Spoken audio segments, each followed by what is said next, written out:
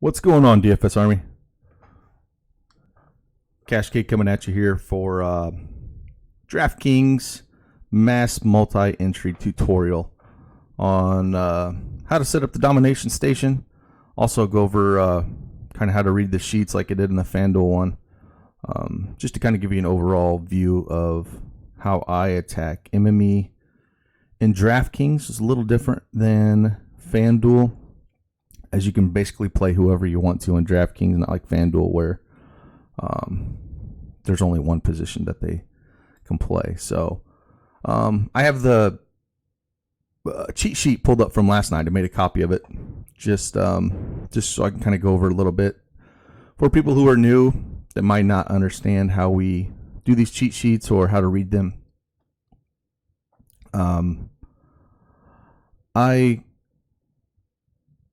The blue plays here will be the core plays. Usually you'll see me have 3 to 4 of them, maybe 5 if it's another good value play that's, you know, under 4K or around 4K. And then you'll notice that my core plays, I also put my suggested percentage that if you're going to run in the MME, this is not a min and max. This is not a 70% min, 80% max. This is just a range I would recommend putting in the Domination station or in your lineups for MME that night. It has nothing to do with min max. I get this a lot with people. I've seen it a few times last night on FanDuel. I'm trying to put these in the video so people understand that this is just a suggested range of percentage that I'm looking at running in my 150 lineups when I MME that night, and not being per se you know, a min max. So keep that in mind for sure. Also with DraftKings, one thing we're going to look for, and we'll go on the Domination side, is we're not doing the 5x like we did in FanDuel. I'm looking more for the 6x or 7x. And when I say that, you know, we're looking at Fred VanVleet here. He smashed last night. I think he had 50 some DraftKings points, but he actually killed it last night.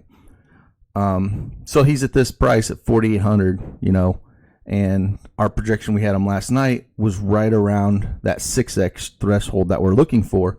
And like for me, for cash and GPP, you're gonna need 300 plus to win GPPs, and closer to the 340 to 350. So you're gonna want that 7x to actually win some GPPs. And every one of you guys don't need that, but when you're as an overall, when you're looking at GPP plays, looking for those higher 6, 7x guys, you're also gonna notice that in these sheets, core plays that guys are cheap value, I'll go really heavy on.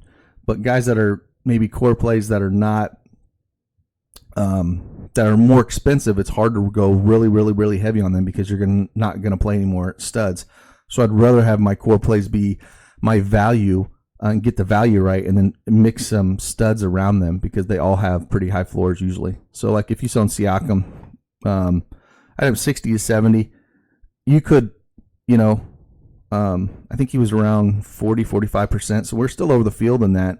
But then when you get up to guys like LeBron, I put 50 to 60 because he's more expensive. It's really hard to have a ton of these guys the more expensive they are. So you'll notice that my percentages are a lot higher on the value guys. And that just allows you get your value right and you mix or match some of the other guys, you're going to have a good night. So that's how you read that. Again, core plays, cash, GPP. Core plays, again, the guys I'm going to be most exposed on that night. I start my lineups with those. If you notice, I put 3 or 4 of them in there. That's how I start my cash, GPP, 3 max, all those. And they're going to be my highest owned in the Domination station as well. Again, cash has a higher floor, plays that you're looking at, and then the GPP are just more volatile, but can win you some GPPs. And I wouldn't play those guys so much in cash games. You know, if you got to take 1 or 2 as a filler, I get it. So that's kind of how you read this. You know, the confidence rating is basically what it says, you know, how confident I am on that pick. You might see guys that are a 4-star confidence play instead of a 5-star sometimes, just because I think he's a core play, but I don't think he's like a smash spot or anything. So we're going to get that a little bit. But yeah, let's jump on over to the Domination station. And I'll just kind of go how I set it up. So this is for today, on the 23rd. I have looked at the slate a little bit, but I haven't dug into it. I'm going to start with notes here soon. But that doesn't mean we can't show you how I set up the rules and kind of just go a little bit on how I, set it up. It's kind of similar to FanDuel in the sense that I'm looking at, 25 to 35 players in my player pool, even on a big slate. I like to have a small player pool because if you have your player pool's too large, you're going to struggle to profit. So it is, a little gut wrenching. You have to make those right decisions, but I think we can put you on the right plays where you do have a nice consensus player pool that'll help you here. So first, let's start off on setting this up. Again, I usually run it in tournament mode so I can split out my plays. Throw up 150 lineups here. I don't mess with the cap or the range or any of this stuff because I will condense my player pool down itself by having either them in play or not. So I don't really mess with this too much. I'll control the guys that I want in there. Always do fantasy points. Those are the projections that we put in. So you're always going to want it the DFS Armory points. Again, I've talked about this in the FanDuel video. Unique player for me is 1 or 2 only. Some people run 3. I don't like to spread out all the plays like that. Personally, I like to, however I'm going to run those projections that night. If I'm going to adjust them or let the Domination station give them to me, I want to just mix 1 or 2 in. I want a real tight group. But this is a personal preference. I wouldn't go over 3 ever. The smaller the slates definitely wouldn't go that high. The bigger slates like this, you could. I still stick to around the 2 is what I usually do if I'm going to run this. So we'll just put it on the 2. And then down here you got browser and server mode. Server mode is going to be much faster.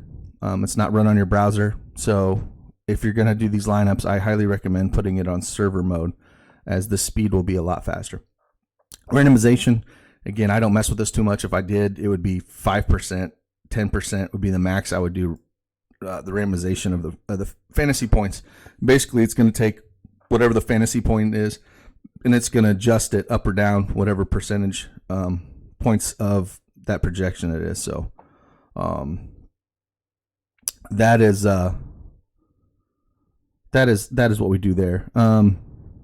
Again, I always leave this check with prioritize completing lineups above max exposure settings. I just want them, if you don't click that, it can kind of get a little slow, and I just prefer your however you set the domination station, you're not going to exactly get what you want out of it. You got to massage it to give you the percentage that you want. So I have no problem clicking on this here because I'm going to run this, like I said, almost 50 to 100 times to get my desired output of percentages. It's not just throw in the cores, throw in some GPPs and cash and go at it. I mean, you could take the cheat sheet and you could put just the player pool that's in there. That is one way to do it.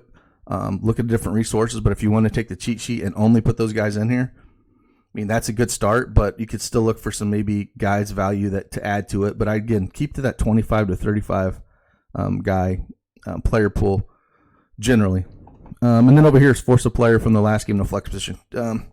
This is just nice because they have late slot swap with DraftKings, and you're going to want to have the night games if it's possible to have a guy in utility, because if you have a point guard and he's ruled out late and he's in your utility, well, then you can switch to about anybody, which is nice. But if he's in your point guard position, you're stuck to whatever the point guard is, and it's not the most optimized lineup at the end of the night that way. So I like to keep that check mark always checked for that purpose for DraftKings. So then we come down here to the projections and the players. I mentioned this in FanDuel. It's what I always do. I always click on the fantasy points per dollar. This is what I care about. This is where, to me, this is the moneymaker.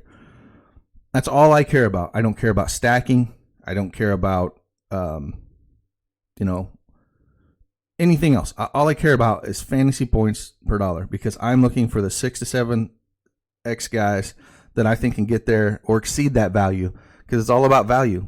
It's kind of like the stock market. You're just looking for perceived value. You're not, I don't care how great a guy is. If he's priced accordingly and he's not going to hit over value and get me that 6 or 7x, then I really don't want him that night. If you're going to win some tournaments, especially these large field GPPs, you really have to have upside. And these guys might not make you feel comfortable, but yeah, that's That's, to me, the most important. I always leave it on fantasy points per dollar. Next thing I do is I'll take the max exposure and say on a big slate like this, you could put 70%. Some guys I might go up to 80.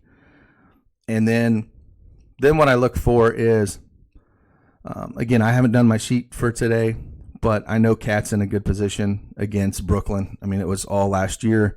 You know, you play bigs against Brooklyn because they just smash them. So say, and this is just an example. I haven't looked at, again, the slate that heavily.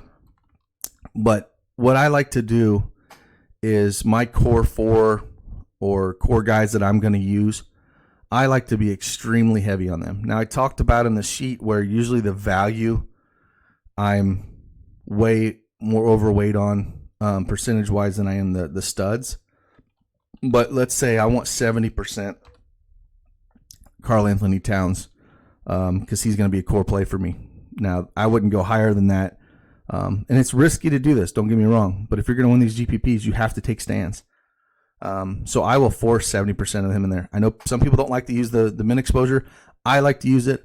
I don't like to adjust the projection to force 70% in by the projection, because then I think, well, what's the use of the projections then if you're forcing that much in? Those guys are going to be in the optimal lineup when they probably shouldn't have been in the top lineups due to the projection. So I will use the min exposures, but don't just go down here and start putting a bunch of stinking min exposures in and then wonder why it doesn't work. You can't do that. You have to do a few at a time, because if the more constrictions you put on this thing, it's either going to work or it's not. It's going to say, okay, I can only create 90 lineups or something. And it's because your constrictions are too tight. You're having too many of these min exposures, or on the flip side of it, your player pool is not big enough. So it's not the domination station that'll ever do you wrong. It's just math. It's just you have to have enough people in your player pool, and then your percentage of the players that you're trying to get, they also need to be able to spit those lineups out. I mean, if you don't have enough value guys and you have all expensive guys in your player pool, it's not going to work. It's really not. Now, DraftKings kind of lends itself more to the studs and scrubs approach to things. So not always I say go that route, but generally you're going to have a couple studs, and then you're going to need to find some of them 3 to 4K guys to fit in. Not a ton of them, but usually you'll find some decent value in that 3 to 4K range. And again, we're just using this example. Right now, our players, we got 220. Now, we got to cut that down to 25 or 35. I'm not going to go in this video and cut them all down, but this is your players that you're looking at, and you're going to want around, maybe start with 40 or something and start paring these down. You can go on the centers. Like I like to click on each position and kind of look at where I can go down. Now, one thing I do like to do with DraftKings, because they have multi-positional eligibility, like on FanDuel, I could come to center, I could click all of them out, right? I got all players, click them all out, uncheck them all, and then go back in and check the guys I want, right? Well, that doesn't really work too well in DraftKings, because if I do that, well, this guy's also a power forward. So when I come over here, if I uncheck him, I checked all the guys that were center as well. So it doesn't work real well. So what I like to do is I like to go to all in the positions. Let's tag them all first. And then I like to untag everybody. So in my players here, you'll see 0. I want to slowly put in my player pool that way. It makes it 10 times easier than trying to unclick everybody in DraftKings. And that's kind of the approach that I like to go here. So let's just say we go into center, and this is all hypothetical. This is not for tonight. I haven't dug into it. This is just an example. We put Karl Anthony Towns. We're like, okay, well, Markieff Morris, if he plays, 3,600. Kind of like that. We're like, well, Podol's going to start at the center. We kind of like that. What's the bonus? Whiteside. Okay, well, we got some guys there. We know we got some value at 3,900. And this is kind of how you go back. And then I'll go to power forwards, and I'll look. Again, they're all fantasy points per dollar. I'm always making sure they're set up at fantasy points per dollar. So click a few of these guys. I want those. Coming over to small forward, same kind of thing. Now, Maybe I don't want Wiggins there, and we're just kind of clicking on here. Again, not the place for tonight. It's just an example. Going through each position, kind of looking at guys that we want to be on. Now we're up to around 19. So we're getting some good value here. We want these guys in. Now we're setting up to 26. So, well, there's a couple more centers that I wanted. Okay, well, let's throw those guys in there. And then let's go here. Okay, we're up to 30. Okay, I think I got enough guys that I want. I got my 35. Then I come over here to my players. So they're only my players. There's nobody else in my pool. And there's still fantasy points per dollar. Now, we're selected at all. I have Karl Anthony Towns I want 70% men of because he's going to be my core play. And say we're going to throw in, it's like we really like Derrick Rose tonight for whatever reason. Just an example. We're like, well, let's throw an Adore on him because he's a core play tonight or whatever. On my core plays, I like to maybe give him a boost if the domination station's maybe not high on them, but I want them to be really high fantasy point per dollar. I'll throw one of these Adore, like, or love. And then I'll set them in. Say I want 60% Derrick Rose. What I usually do is I will find 4 guys that are my core guys that I said I want at least 60% of, 60 to 80% of. And then the rest of the guys are going to be, you're going to have about 10 to 12 guys after that in the 20 to 40% range. And then you might have 5 guys that are just kind of filler pieces that might be from 0 to 20% when you start running this. I'm just going to do 50 lineups for now just to kind of show you. So I got 60 there. And then I want Markieff Morris. We're like, okay, he's going to be a play. Again, this is just an example. And Luke Kennard, we're like, well, we're going to put 70% Luke Kennard. So I got my 4 guys that are my core guys that I'm going to force in as my core. And then I'm going to run this and kind of see what exactly spits out. Now it's running down here. You'll notice how fast it runs compared to the FanDuel one right now because it's not on server, but it'll pump out 50 in a hurry. We come over here. Let's look. All right.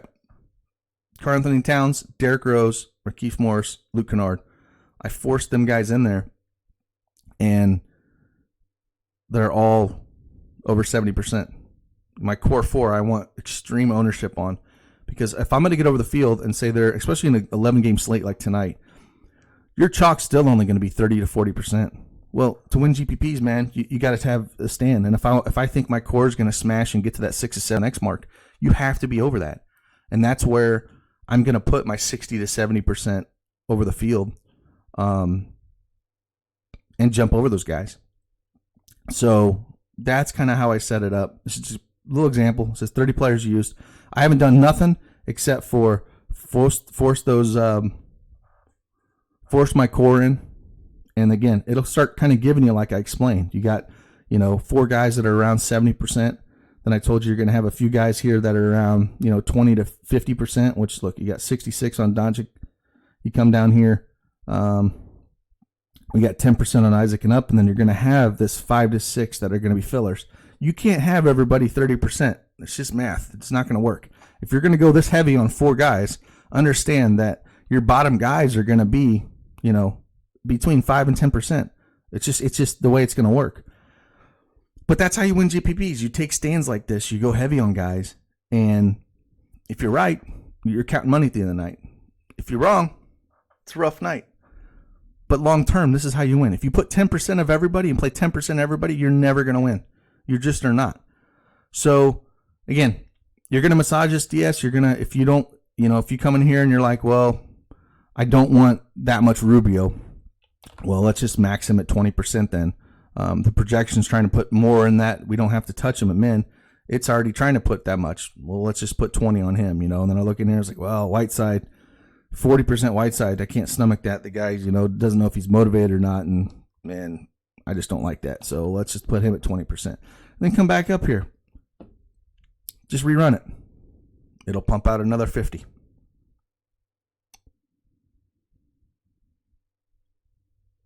Got 50 done. Now we can kind of see. This is we got this into the domination station last year, and it's fantastic. This where you can adjust your percentages, save you a ton of time than having to roll back up here, trying to adjust your percentages up here, and then scrolling back down. No, being able to sit here on the min and max exposures down here with your lineups, where you can kind of see, okay, we got 29 players now. It dropped one off, 50 lineups. We're still seeing our core up here at that 60 to 70% mark. And then when we go down here, Whiteside, 20%, we capped him. We also capped Ricky Rubio. He's 18%. Now, you'll see this and like, well, I wanted 20. Well, again, it's math. It's not going to spit out exactly what you want. That's where you have to go in it. So if you want a little bit more than that, you either go up to Ricky Rubio, give him a like or a love, and say, well, it wasn't giving me as much. Well, let me give him a love then. But still have the 20% cap.